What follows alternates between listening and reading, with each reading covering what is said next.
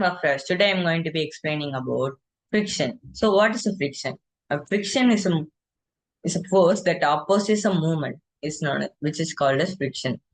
Friction can be divided into three types: sliding friction, kinetic friction, and static sliding or kinetic friction, rolling friction, and static friction. First, what is a static friction?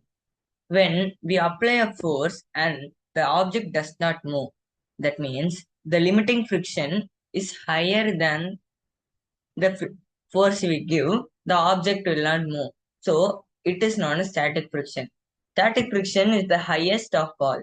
Next, we will move on to kinetic or sliding friction.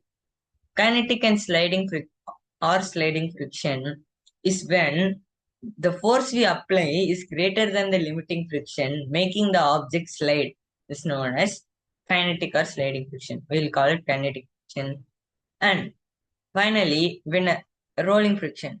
Rolling friction is when a round object rolls in a smooth surface is known as rolling friction. This is also exhibited by force only. Now, I will tell you what are the factors that affect friction.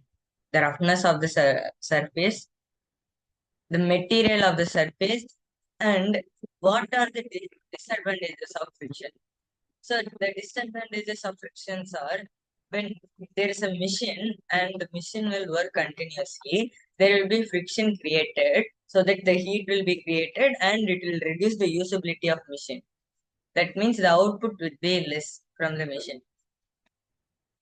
And the advantages of friction are we will not slip from the in the floor while walking, and it gives us a grip while walking or running.